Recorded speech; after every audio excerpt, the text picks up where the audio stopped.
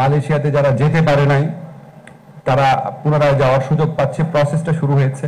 Saudi আরবের সাথে আমাদের বাংলাদেশের ইতিহাসে প্রথমবারের মতো এগ্রিমেন্ট হচ্ছে, প্রবাসী শ্রমিকদেরকে নিয়ে এমপ্লয়মেন্ট নিয়ে এগ্রিমেন্ট হচ্ছে। এই এগ্রিমেন্টের চেষ্টা বিগত সরকারের আমলে অনেকবার করা হয়েছে, হয় নাই। ভারত বা পাকিস্তানের সাথে এগ্রিমেন্ট নাই, বাংলাদেশের সাথে এগ্রিমেন্টটা হতে যাচ্ছে।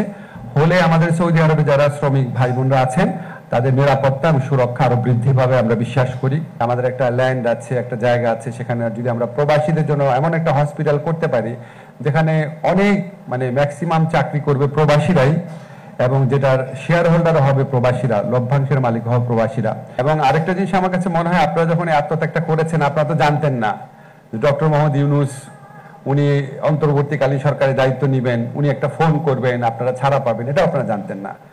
সম্পূর্ণ আপনারা জেলে থাকার, জীবন জীবিকা বিপন্ন হওয়ার ঝুঁকি নিয়ে আপনারা জিনিসটা করেছেন, এটা আসলে ভাষায় প্রকাশ করার মতো না। তা আমরা সেটা বুঝি, বোঝার পর আমরা নিজেরা এটা আপনাদের যে সম্মাননা দেওয়া সেটা আমাদের একটা পবিত্র দায়িত্ব মনে করি। আপনাদের জন্য আমাদের আরো অনেক কিছু করা উচিত, এটা আমরা বিশ্বাস করি। আমরা যতটুকু আমাদের সামর্থ্য ছিল চেষ্টা করেছি, তার বাইরে আরো কিছু পরিকল্পনা আছে, নিশ্চয়ই আমাদের সচিব সাহেব বলেছেন।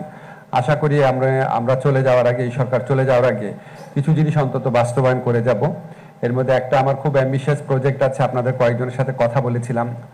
এটা আমার অনেক ইচ্ছা আছে, চেষ্টা করছি, সবসময় এটা নিয়ে আমরা লেগে আছি। অনেক প্রসিডিওর থাকে বাংলাদেশে জানেন, অনেক অফিসের অনুমতি নিতে হয়, প্রজেক্ট পাস করতে হয়, একনেক করতে হয়, প্রি একনেক করতে হয়, অদ্ভুত একটা ব্যাপার। আমরা চেষ্টা করছি, ইনশাআল্লাহ আমরা যাওয়ার আগে এটা করে দেওয়ার চেষ্টা করব। রিইন্টিগ্রেশনের আরো কিছু প্ল্যান আছে, সেটা চেষ্টা করব। আমাদের তো ধরেন এককভাবে কোনো মন্ত্রণালয়ের দায়িত্ব সামলাতে হয় না, দেখা যায় কি একসাথে দুইটা মন্ত্রণালয় দেখতে হয়। সো আমার হয়তো আমি বড়জোর 50% সময় প্রবাসী কল্যাণ মন্ত্রণালয়ে দিতে পারি, 50% তো পারি না, কারণ মন্ত্রণালয়ের দায়িত্বের বাইরে আরো অনেক অনেক অনেক কাজ থাকে, বলে শেষ করা যাবে না। হয়তো 30% সময় দিতে পারি। তো তার মধ্যে কিন্তু আমরা চেষ্টা করেছি, আপনাদেরকে অলরেডি কিছু বিবরণ দেওয়া হয়েছে। একটা জিনিস শুধু মনে রেখেন যে বাংলাদেশের স্বাধীনতার পর থেকে বাংলাদেশে আমাদের কখনো মাল্টিপল ভিসা দেওয়া হতো না। এটার জন্য এই যে লুৎফে ভাই আছেন, তারপর আমাদের মন্ত্রণালয়ের কর্মকর্তারা আছেন, আমরা কি চেষ্টা করেছি এটা আমরা জানি। আপনার কতভাবে চেষ্টা করেছি, একটা দুইটা মিটিং এ জিনিসটা হয় না। তো এটা অবশ্যই আমাদের মাননীয় প্রধান উপদেষ্টা, ওনার একটা বিরাট অবদান আছে। আমাদের যে কোনো সাকসেসের পিছনে ওনার যে ইমেজ, ওনার যে প্রচেষ্টা, ওনার যে গাইডেন্স, সেটার একটা বিরাট ভূমিকা থাকে। তো এটা একটা বিরাট অগ্রগতি সাধিত হয়েছে। মালয়েশিয়াতে যারা যেতে পারে নাই তারা পুনরায় যাওয়ার সুযোগ পাচ্ছে, প্রসেসটা শুরু হয়েছে। এখন দেখেন একটা ভালো কাজ যখন করি তার রিয়াকশনটা কি হয়। আমি লুৎফে ভাই আমরা যখন ফিরে এসে মালয়েশিয়া থেকে বললাম যে যারা বিমানের টিকিট এবং ভিসা থাকা সত্ত্বেও যারা গত বছর যেতে পারেনি মালয়েশিয়ায়, তাদেরকে মালয়েশিয়ান গভর্নমেন্ট নিবে, আমাদেরকে অ্যাসুরেন্স দিয়েছে।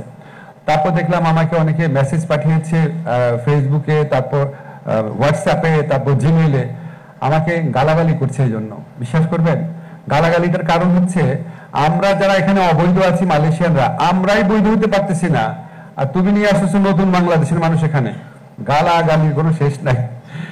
যেটা আপনাদের এত বড় দাবি সেটা করার পরও গালি খাই, বুঝছেন। যাই হোক, তারপর আমরা আপনার সৌদি আরবের সাথে আপনারা খুব ইনশাআল্লাহ 2 সপ্তাহের মধ্যে, 2-3 সপ্তাহের মধ্যে শুনবেন, সৌদি আরবের সাথে আমাদের বাংলাদেশের ইতিহাসে প্রথমবারের মতো এগ্রিমেন্ট হচ্ছে, প্রবাসী শ্রমিকদেরকে নিয়ে এমপ্লয়মেন্ট নিয়ে এগ্রিমেন্ট হচ্ছে। এই এগ্রিমেন্টের চেষ্টা বিগত সরকারের আমলে অনেকবার করা হয়েছে, হয় নাই। ভারত বা পাকিস্তানের সাথে এগ্রিমেন্ট নাই, বাংলাদেশের সাথে এগ্রিমেন্টটা হতে যাচ্ছে। হলে আমাদের সৌদি আরবে যারা শ্রমিক ভাই বোনরা আছেন তাদের নিরাপত্তা এবং সুরক্ষা আরো বৃদ্ধি পাবে আমরা বিশ্বাস করি। আমরা রিইন্টিগ্রেশনে কিছু কিছু প্ল্যান নিয়েছি, আমরা প্রসেসটা অনেক সিম্পলিফাই করেছি মিনিস্ট্রির মধ্যে, যাতে আপনাদের ভোগান্তি হয়রানি কম হয়। সম্পূর্ণ ডিজিটালাইজেশন করেছি। আপনারা নতুন করে বিদেশে আপনারা গেলে বা আপনাদের আত্মীয় স্বজন গেলে আপনারা এই সুবিধাটা বুঝতে পারবেন। তারপরে বিমানবন্দরে তো জানেন কি ব্যবস্থা আমরা নিয়েছি এখানে। তো আমাদের কখনো মনে হয় না যে এই ব্যবস্থাগুলো নিলাম খুশি আছে, যে আমার মন্ত্রণালয়ের মানুষজন জানে আমি খালি রাগই করি, আরো হচ্ছে না কেন, আরো হচ্ছে না কেন, খুব সারাক্ষণই ওনাদের বকা দেয়, পরে খুবই খারাপ লাগে। কিন্তু একটাই কারণ যে আরো তাড়াতাড়ি হচ্ছে না কেন, আরো হচ্ছে না কেন। এবং ওনারাও আইন মন্ত্রণালয়, যেমন ওনারাও এই মন্ত্রণালয়ে ওনারা শুক্রবার অফিস করেছেন, শনিবার অফিস করেন, মাঝে মাঝে যখন বলি এসে অফিস করেন। আপনাদের প্রতি এই সুযোগে কৃতজ্ঞতা জানাচ্ছি। সত্যি আমি একটা ওয়ান্ডারফুল টিম পেয়েছি আমার মিনিস্ট্রিতে। যতই রাগ করি সত্য হচ্ছে এটা।